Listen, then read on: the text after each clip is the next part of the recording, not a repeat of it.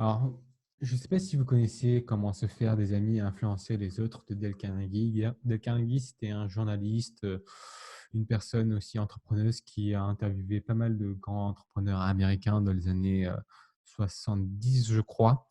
Bonjour Julie. C'est aussi une personne qui est très proche des personnes d'influence aux États-Unis, notamment Roosevelt, des présidents connus. Hem et il a sorti une quarantaine de principes. J'en ai résumé, là, il y en a 24, 8, ça fait 48, 40 plus 8, ça fait 56, plus 6, ça fait 62. Donc il a 62 à peu près principes, que j'ai essayé de résumer en un live. Bien sûr, je vous invite vraiment à aller voir le livre parce que c'est un livre, c'est une mine d'or ce livre. C'est suivi encore, un demi-siècle plus tard et c'est encore cité en référence, par, toutes les personnes, qui disent qui veulent en savoir plus sur la psychologie humaine. 1 chose qu'il faut savoir sur comment se faire des amis et influencer les autres, c'est, ne critiquez pas, ne condamnez pas et ne vous plaignez pas. Pourquoi? Parce qu'en fait, ça met l'autre, la personne, notre interlocuteur ou notre interlocutrice, sur une position défensive. Si une personne se met sur position défensive, bah, ça va être dur après de lui faire sentir quelque chose de positif ou d'en devenir ami, surtout si c'est la première fois que vous la rencontrez. Donc toujours aller dans le sens de l'autre. Ne faire des compliments honnêtes et sincères. Le fait de faire des compliments, ça peut être calculé. C'est-à-dire, on peut se dire: «Je dois lui faire un compliment». Mais le fait de le faire de façon sincère et honnête, ça, c'est en contact avec votre cœur et le moment présent et la spontanéité. Si vous ne connaissez pas la personne, vous ne pouvez pas faire de compliments honnêtes et sincères. Mais si à la fin d'une conversation avec une personne, vous avez ciblé, vu quelques traits, il ne faut pas hésiter à le dire. Voilà. Et puis tout simplement remplir les besoins des autres. Ça paraît bête comme ça, mais il faut savoir que nous sommes humains et nous sommes assez égocentriques et donc nous sommes concentrés sur nous-mêmes.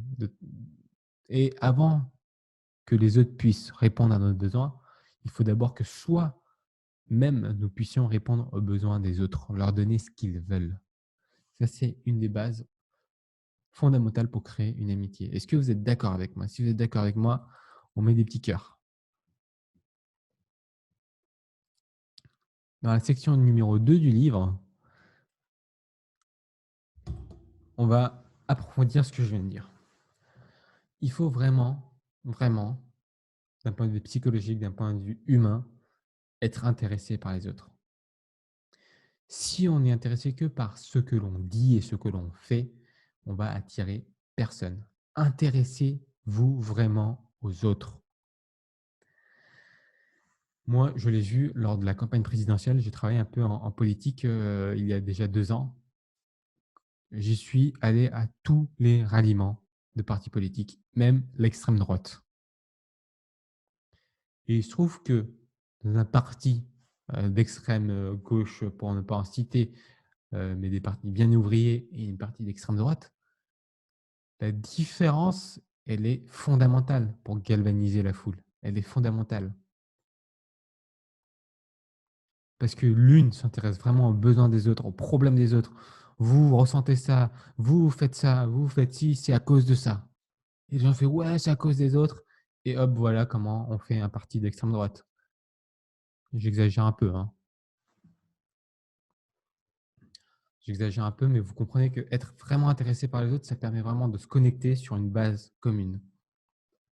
Deuxièmement, chose qu'on oublie souvent, c'est de sourire et ça, c'est quelque chose que j'oublie souvent quand je fais des lives parce que c'est pas naturel, en fait, hein, de parler juste à un écran et une caméra et je suis, bien différent, je pense, pour celles et ceux qui me connaissent en vrai et je souris plus et sourire, c'est un élément super, super important. Si tu aimes passer le temps avec les autres, alors souris et les autres également te souriront, en fait. C'est simple, il faut sourire. Et c'est un challenge que je vous donne, essayez d'être dépressif en souriant. Si vous êtes dépressif, dépressif, mais que vous forcez à sourire, que notamment on met des crayons dans la bouche, le cerveau crée quand même de la dopamine pour dire que je suis heureux, quoi. C'est des bonheurs, quoi. Vous voyez? Donc c'est très, très intéressant ça aussi. Point suivant, de l'ordre du jour de la section numéro 2, c'est utiliser son prénom. Aujourd'hui, il faut savoir que depuis qu'on est petit, le chien de Pavlov, quand on sonne la cloche et il bave déjà alors qu'on n'a pas apporté la nourriture, bah nous, c'est pareil mais avec notre prénom. Depuis qu'on est petit, la première chose auquel nous bébés conscients réagissons, c'est notre prénom. C'est notre prénom. «Oh bah la petite Marie, elle a bien pris son biberon. Oh bah le petit Alexis, il est fort, hein. Ah bah Rachida, hein, tu es bien belle», et cetera, et cetera. Vous voyez? Utiliser son prénom parce que dès qu'on est petit, c'est la première chose qu'on, heu, auquel on fait, auquel on est conscient de réagir. En fait, quand on est adulte, bah, c'est pareil. Les gens s'intéressent plus à leur propre prénom qu'à, 10 000 prénoms réunis. Sois un bon écouteur de AirPods. Non, c'est pas français ça, c'est sois un bon écouteur. Soyez à l'écoute. Soyez à l'écoute. Je veux des réactions de personnes qui trouvent que c'est marrant ce que je viens de dire, mais c'est vrai, c'est vrai. Soyez à l'écoute, c'est simple.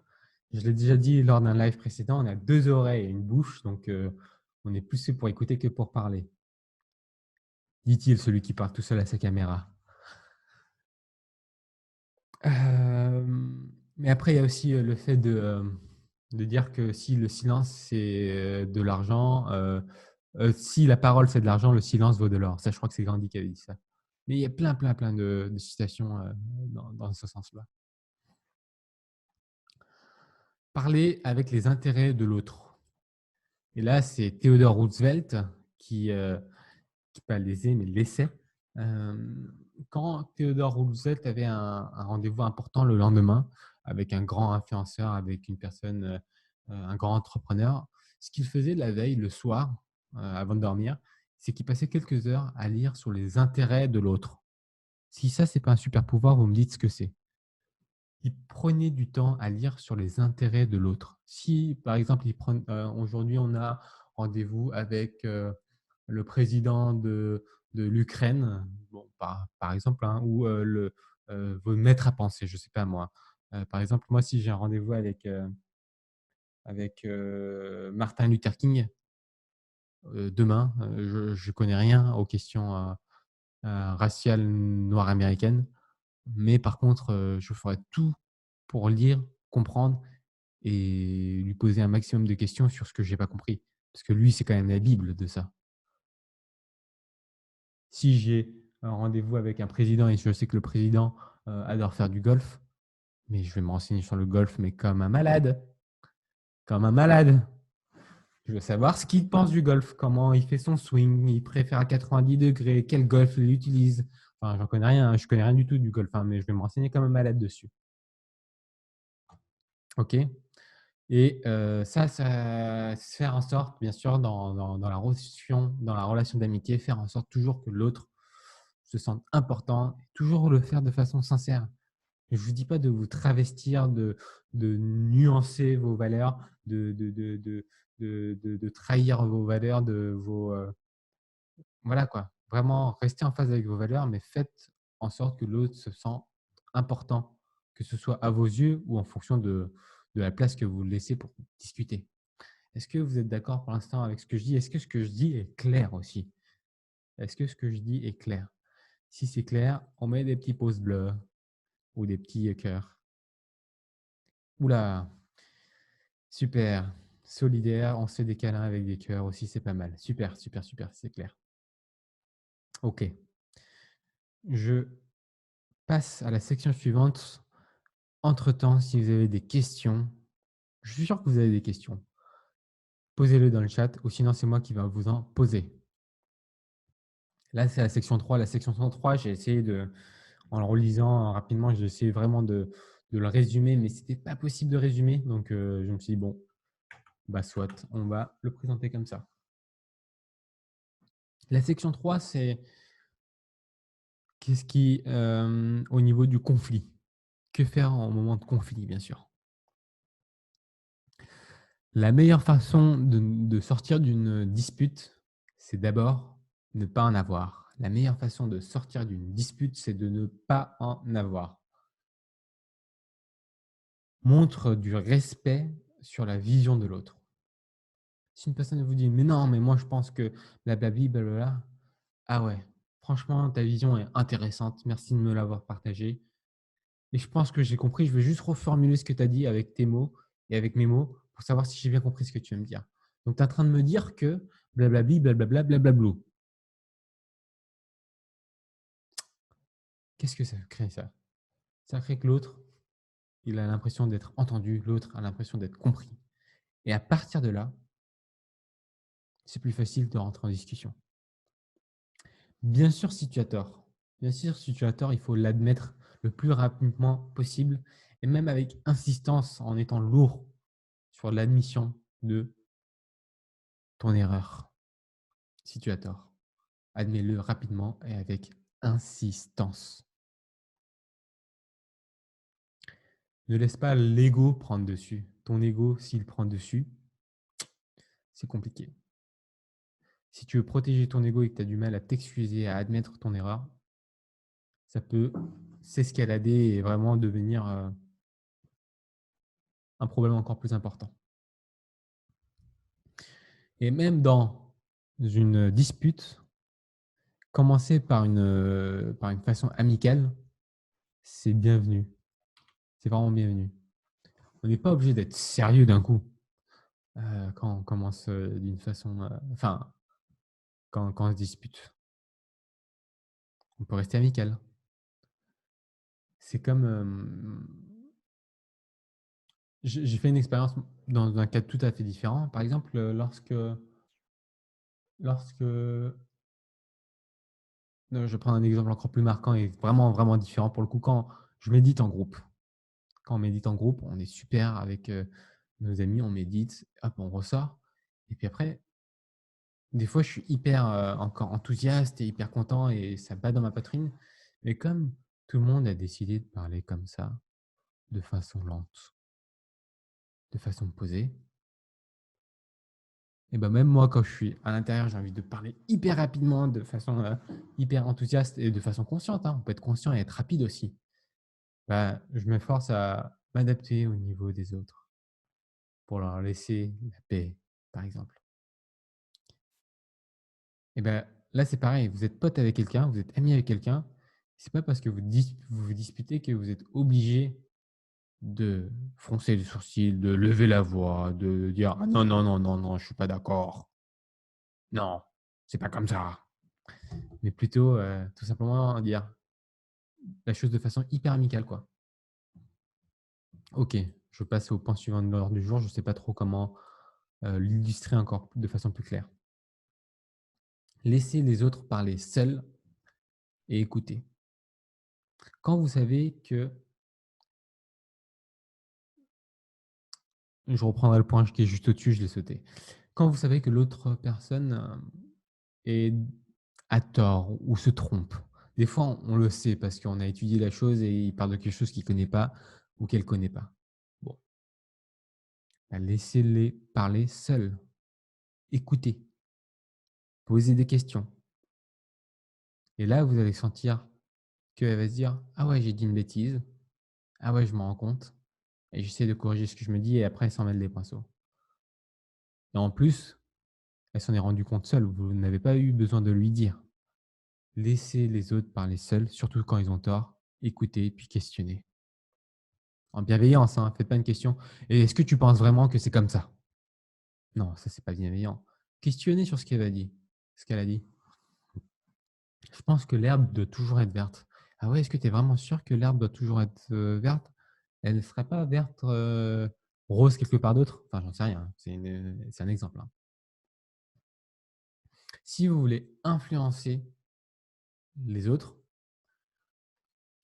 faites en sorte de amener votre argument. Ne le dites pas de but en blanc. amenez tout doucement votre argument.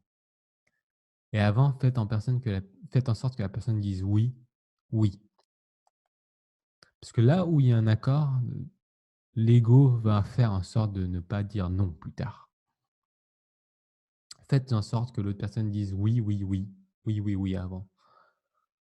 Tout simplement, si tu veux manger une salade alors que l'autre veut aller au kebab, est-ce que tu n'es pas d'accord que c'est le moment que notre corps est quelque chose de sacré et qu'il faut en prendre soin? Ouais, ouais, je suis d'accord. Est-ce que tu n'es pas d'accord que manger quelque chose de frais, c'est mieux que manger des choses raffinées, refait? Ouais, ouais, je suis d'accord. Est-ce que tu n'es pas d'accord que la souffrance animale est trop forte déjà dans ce monde, et cetera? Bah ouais, je suis d'accord.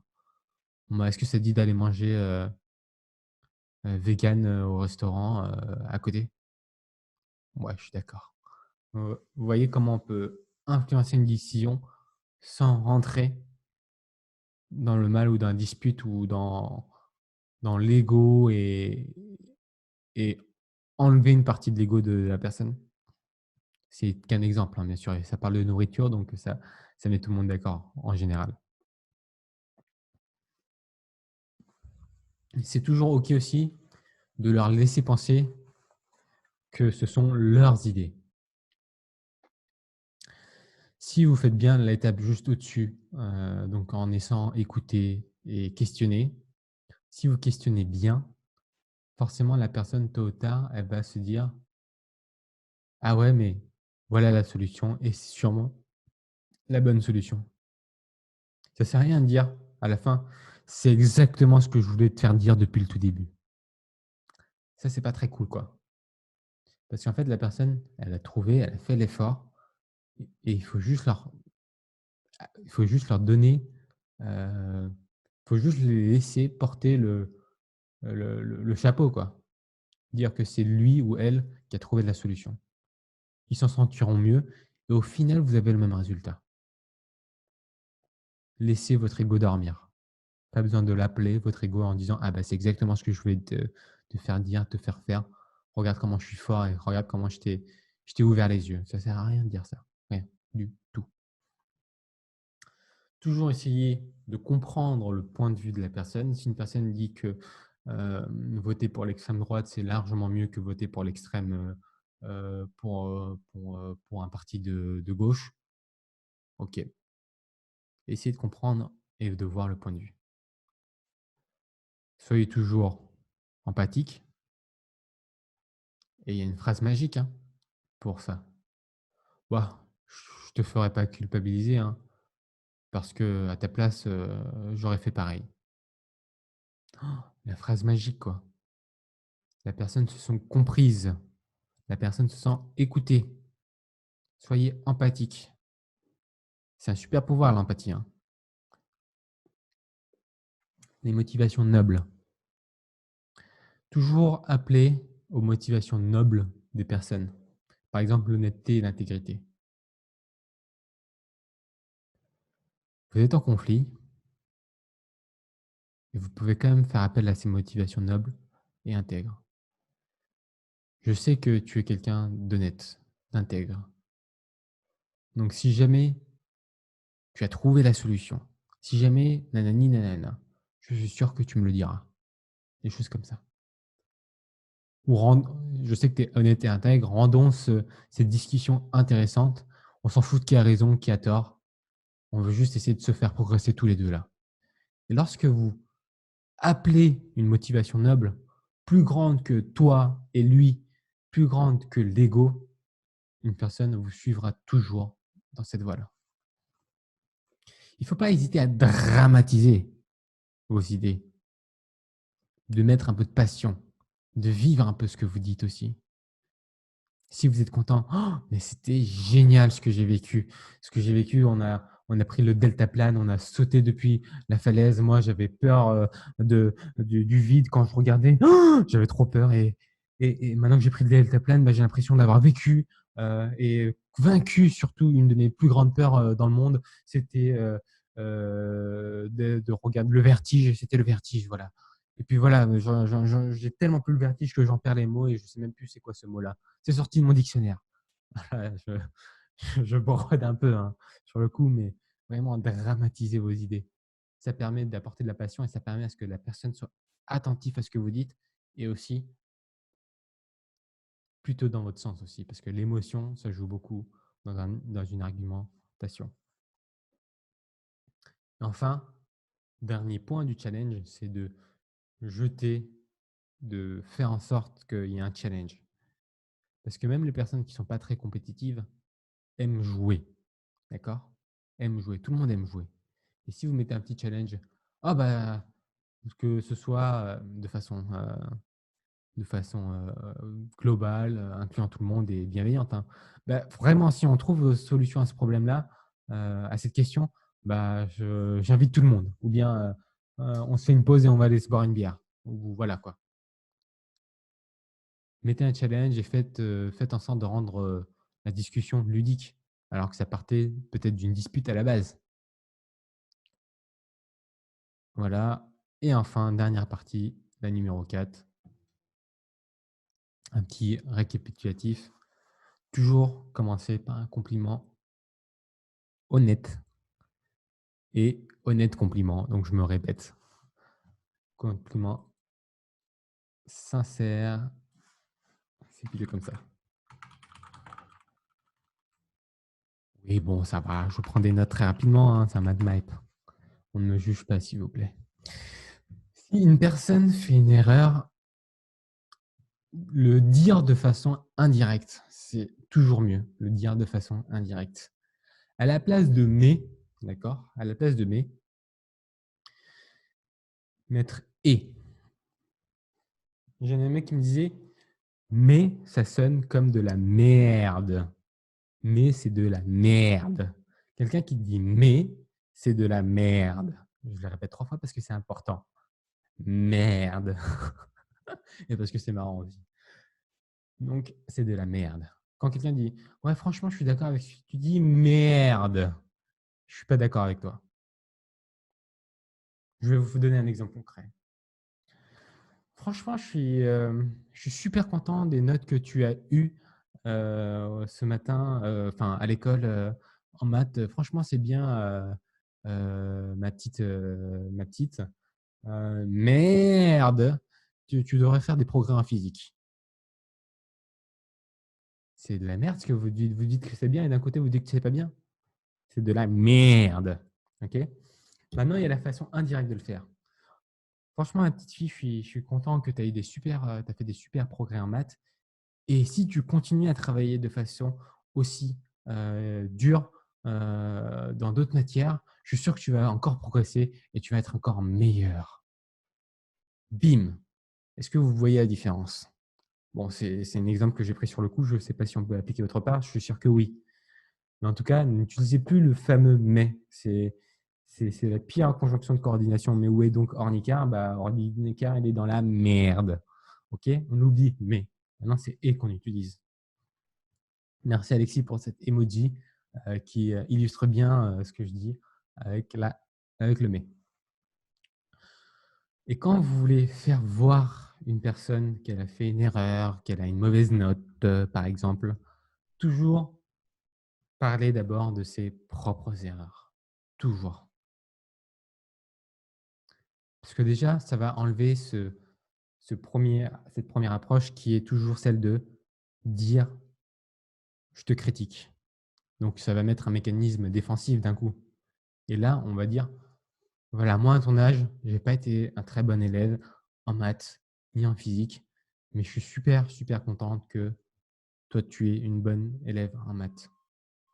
Et je suis sûr que si tu continuais ton effort que tu as mis en physique, en maths, tu pourras avoir la même chose en physique. Et plus de mais. Exactement, Anne. Bonjour, Anne. Et posez toujours des questions plutôt que donner des ordres directs. Quand vous êtes sûr et certain qu'une personne a fait quelque chose de mauvais ou qui a fait quelque chose de la mauvaise façon, c'est pas forcément intentionnellement mauvais, posez-lui des questions. Qu'est-ce que tu peux faire pour améliorer cette action? Qu'est-ce que tu peux faire pour améliorer ces paroles? pour dire ces façons d'une meilleure façon. Enfin, je sais pas. Voilà. Si on peut laisser l'autre, surtout quand c'est une connaissance et qu'on ne connaît pas, sauver sa face, c'est toujours une bonne chose. Laisser l'autre sauver sa face et lui laisser avoir une porte de sortie, c'est aussi sauver son ego.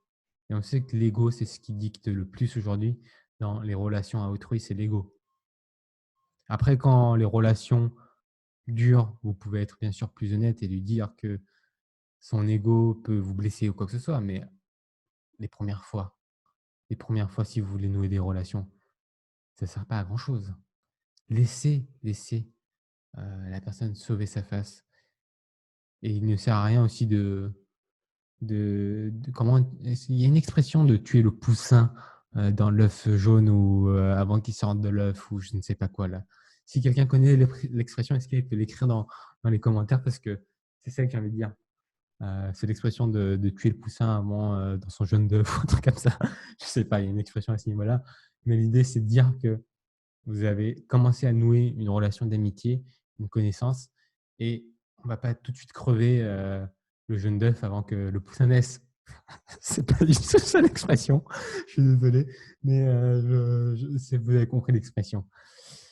Et puis, pour une personne que vous voyez un peu plus souvent, il faut vraiment féliciter tout progrès. Parce que toute victoire est une victoire et toute victoire est bonne à prendre. À l'armée, on sait ça. Hein. Chaque bataille gagnée est une bataille gagnée, même si ce n'est pas encore la guerre. Chaque bataille gagnée est une bataille gagnée, même si ce n'est pas la guerre qui est gagnée. Soyez généreux sur vos félicitations. Soyez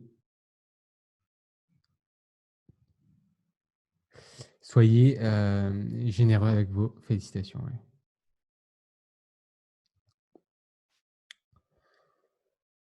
Donnez à plusieurs personnes une bonne réputation qu'ils veulent garder.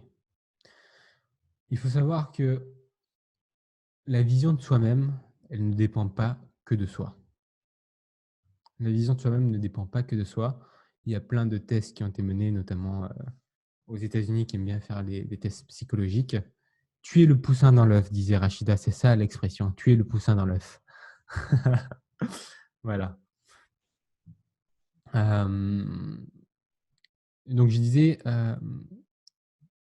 élever une personne plutôt que donner à plusieurs personnes. Élever une personne, bon, je le réécrirai plus tard et je l'enregistrerai pour que tout le monde y ait accès, mais élever une personne sur un piédestal, parce que forcément, elle va s'attacher à cette vision qu'on lui donne. D'accord ? Il se trouve que plus on monte dans les échelons sociaux, plus il y a une différence entre ce qu'on perçoit pour soi-même et ce que les autres perçoivent de nous.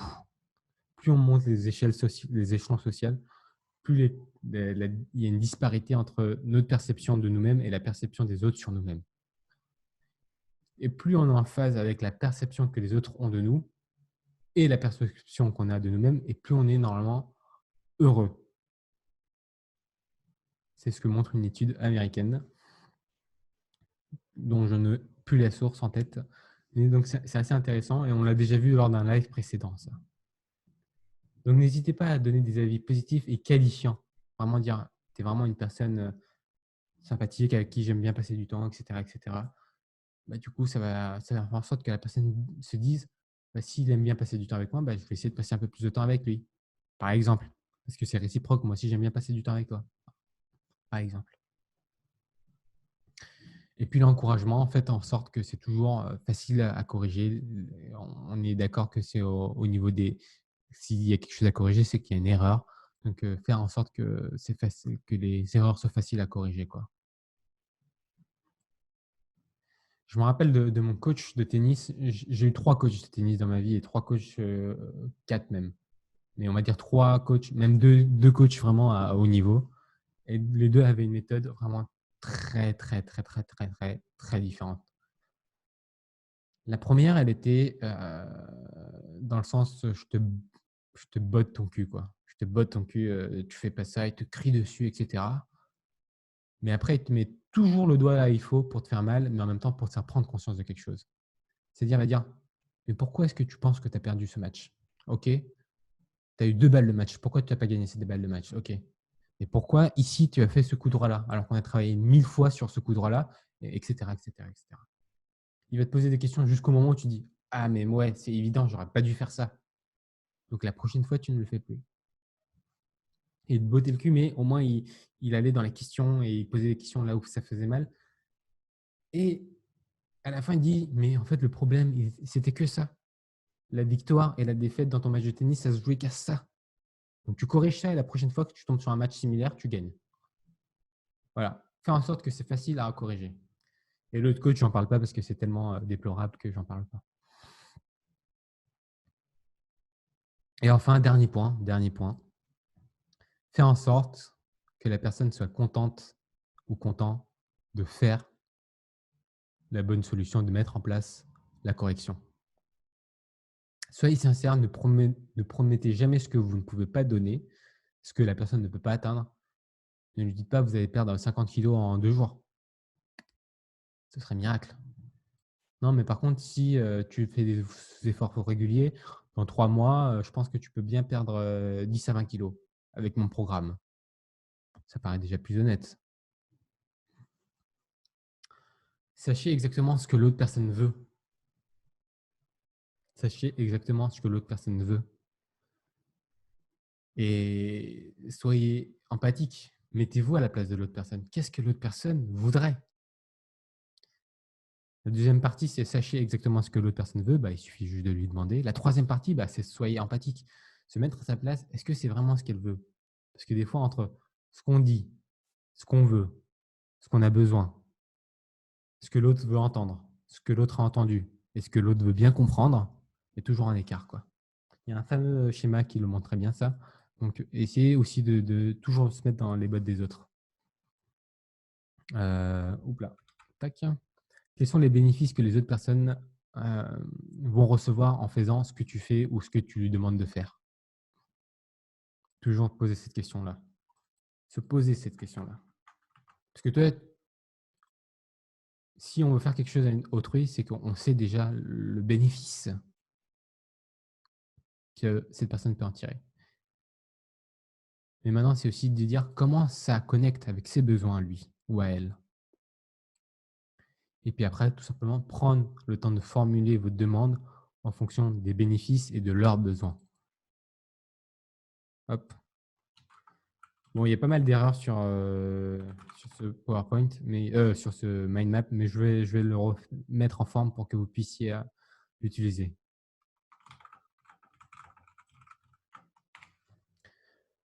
Voilà, voilà pour le live d'aujourd'hui. Vous allez pouvoir, télécharger, ce mind map comme d'habitude, sur les ressources, de la matinale. J'en ai, fait pas mal des ressources de la matinale, au moins une dizaine, vingtaine, je ne sais plus trop à vrai dire. Je vous envoie le lien pour que vous puissiez télécharger toutes ces mind maps qu'on a depuis le début. J'arrête le partage du coup. Je vois qu'il y a toujours pas de questions, dans le chat. Alors j'ai une question à vous poser. Qu'est-ce qui vous a le plus plu? Qu'est-ce que vous avez le plus retenu dans ce live? Commentez, comme ça on va partager ce que vous avez le plus retenu les uns avec les autres. Donc commentez ce qui vous a le plus plu dans ce live. Et en attendant, je vais aller chercher ma cloche et je vais lire les commentaires juste après. Hop, je vais chercher ma cloche pour la méditation.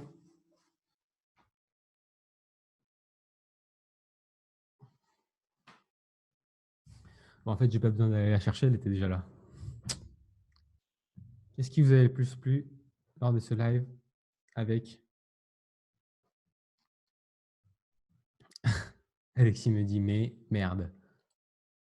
C'est pas mal, hein, ça quand même comme astuce.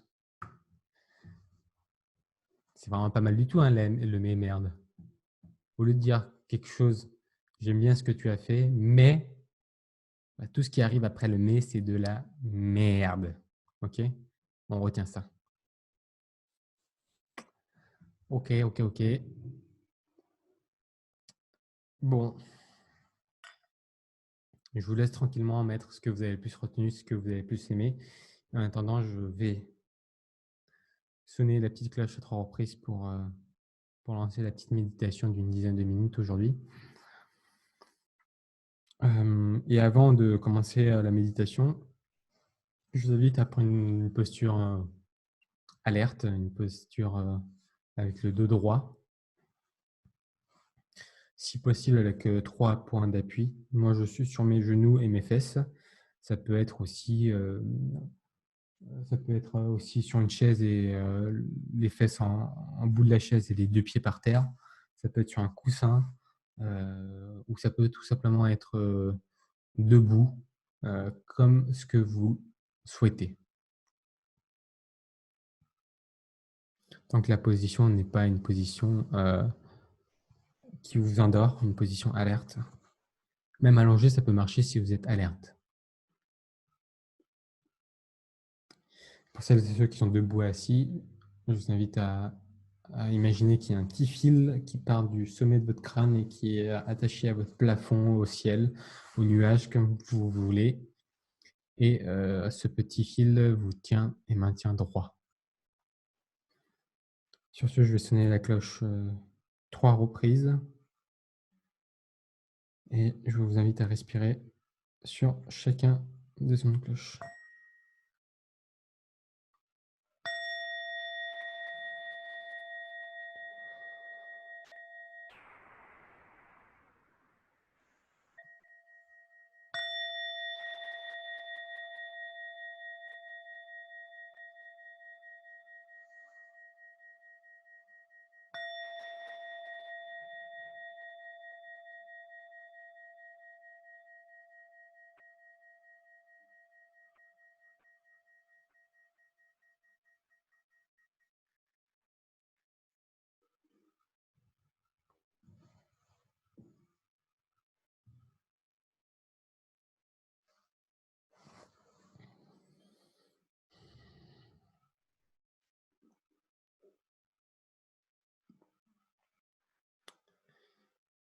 J'inspire, je suis dans le moment présent. J'expire, je suis conscient de ce moment. J'inspire, moment présent. J'expire, conscient de ce moment présent.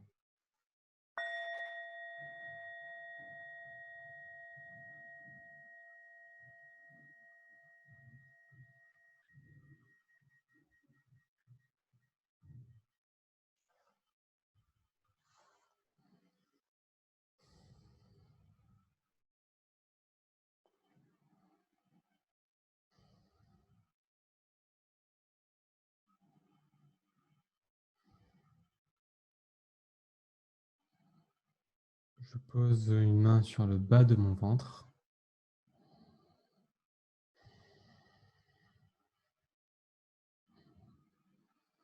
Et je me concentre pour faire une grande inspiration et gonfler le bas du ventre. Et le dégonfler totalement.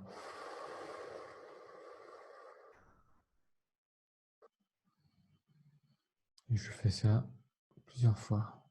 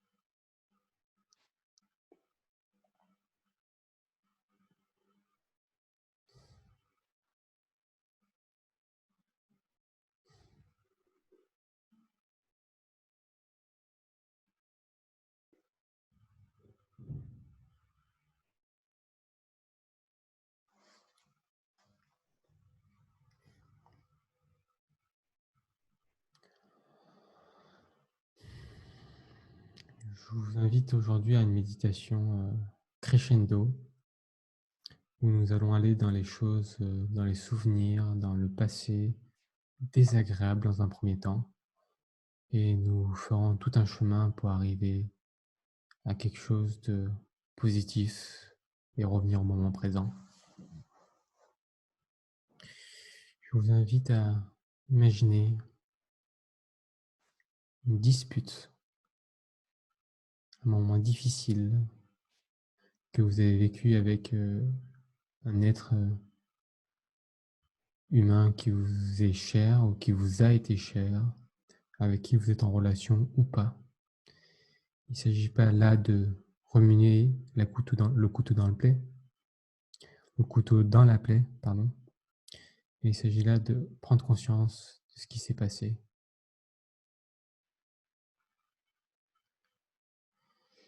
Et lors de cette dispute, est-ce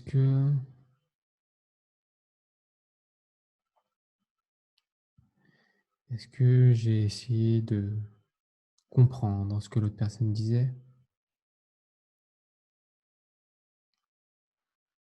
Est-ce que j'ai essayé de me mettre à sa place?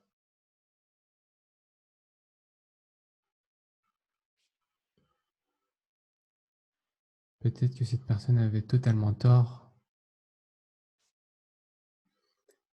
Est-ce que je lui ai fait savoir directement? Ou est-ce que j'ai essayé de le faire de manière subtile et indirecte?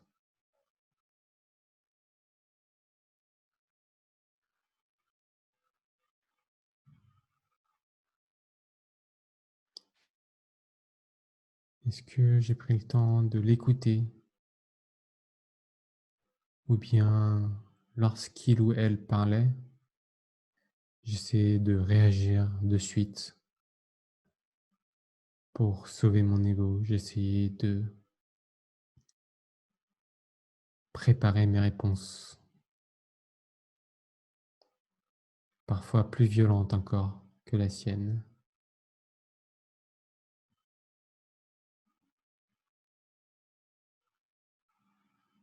Est-ce que je suis conscient que lors de cette dispute avec cette personne, j'ai eu à un moment l'intention de le blesser, de la blesser?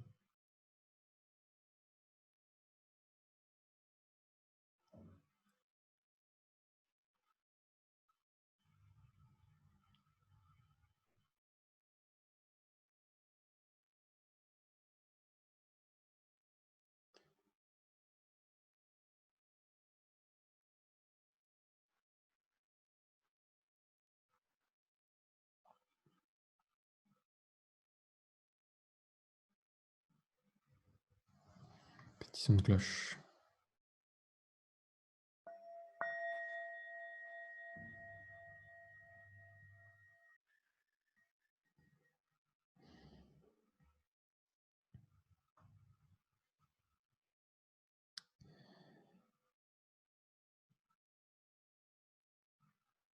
Si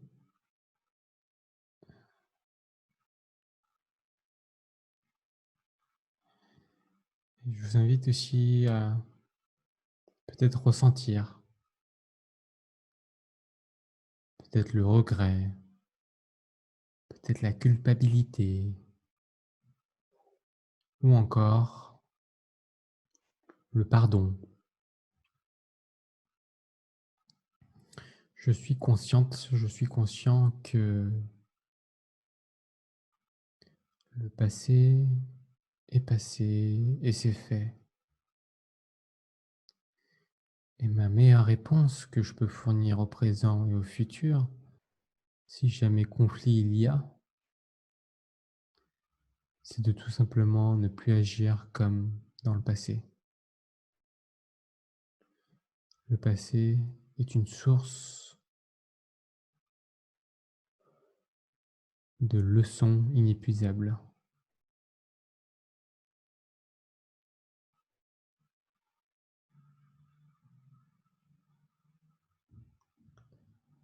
Maintenant, toujours avec la même personne ou avec la personne de votre choix, nous allons voir l'aspect positif d'une relation amicale ou d'une relation d'un humain à un autre, de façon générale.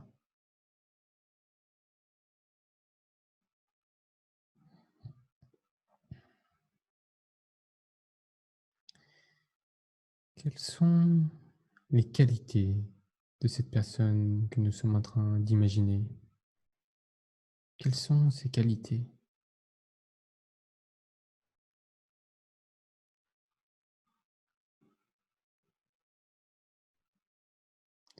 Est-ce que vous en reconnaissez un, deux, une multitude infinie ou zéro?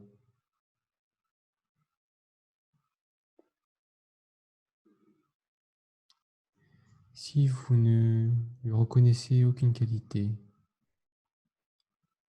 est-ce que vous avez pris le temps de la connaître? Est-ce que vous la connaissez vraiment, cette personne?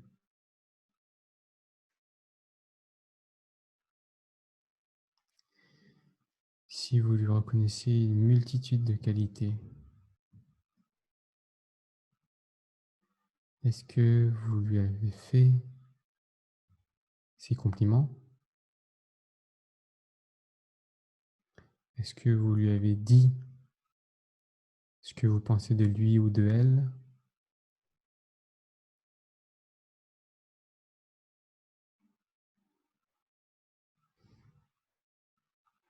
Chaque victoire est une victoire. Et si je peux nourrir mes relations humaines avec autrui, je le fais. Je remercie cette personne pour ce qu'elle a fait, pour ce qu'elle m'a aidé à réaliser, pour ce qu'elle est. Je remercie cette personne de l'avoir en tant qu'amie, pour ses qualités.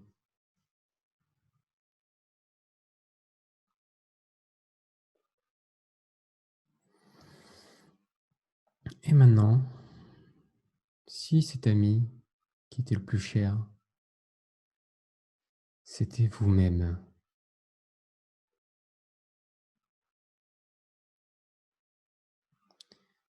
quand est-ce que c'était la dernière fois où vous vous êtes dit que vous vous sentiez pas à la hauteur ou que vous n'étiez pas à la hauteur, où vous vous sentiez nul, où vous vous sentiez en colère envers vous-même?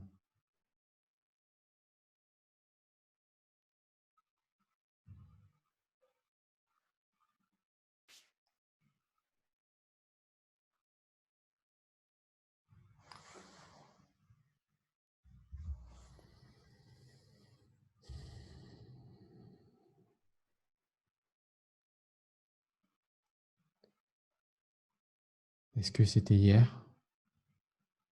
Est-ce que c'était ce matin devant le miroir? Oh là là, David, qu'est-ce que tu es beau ou moche?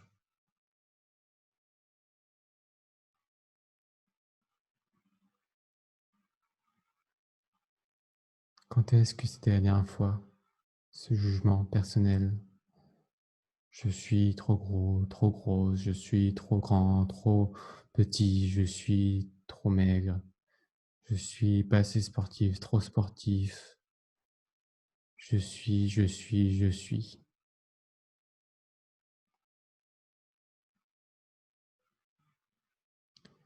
Quand est-ce que c'était la dernière fois que vous avez fêté une petite victoire, que vous vous êtes félicité vous-même, que vous vous êtes donné une récompense? Quand est-ce que c'était? Je sonne la cloche.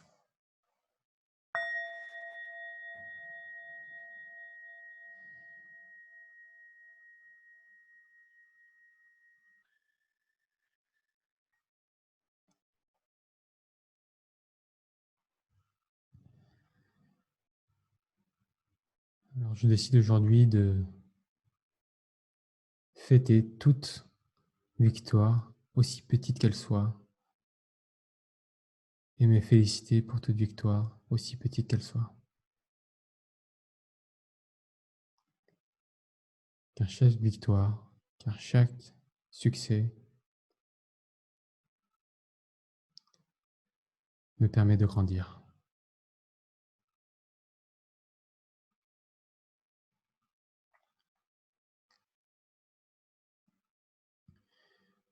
Je sais que la vie n'est pas une course que j'ai envie de gagner. Je sais que la vie n'est pas une guerre que j'ai envie de gagner, du moins le moins rapidement possible, puisqu'à la fin, la victoire, c'est la mort. Alors je savoure chaque instant, chaque bataille, chaque victoire,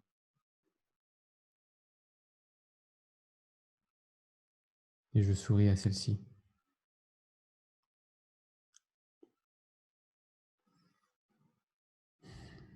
Lors d'un précédent live, on a vu que pour célébrer une victoire, bouger ses fesses est un moyen très efficace, car ça relâche de la dopamine. Donc n'hésitez pas à danser après chaque victoire. Reprendre possession du corps qu'on est, du corps qu'on a.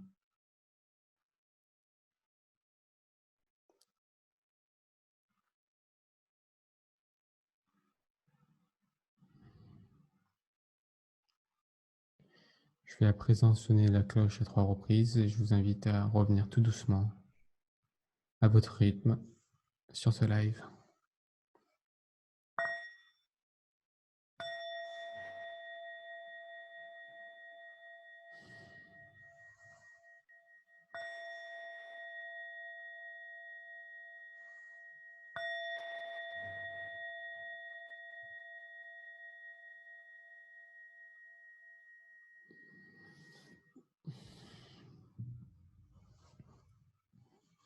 Comme j'ai dit tout à l'heure, hein, moi je suis hyper enthousiaste, hyper excité en moi-même, donc je vais pas essayer de faire une voix molle parce qu'on aime méditer, parce que c'est mystérieux. Non, non. Ce que je vous invite à faire, vous qui êtes devant l'écran, c'est de vous lever, de vous étirer ce matin en douceur, de mettre votre fesse vers la gauche, votre fesse vers la droite et de bouger les fesses. Parce que ça met de la bonne humeur et on a vu que ça a amené le bonheur. Donc voilà, ce que je vous propose de faire, c'est de fêter les petites victoires en bougeant vos petites fesses tous les jours. Porter de l'intérêt du coup à l'autre, comme le dit Rachida, avec empathie et aussi envers soi-même, très important aussi envers soi-même.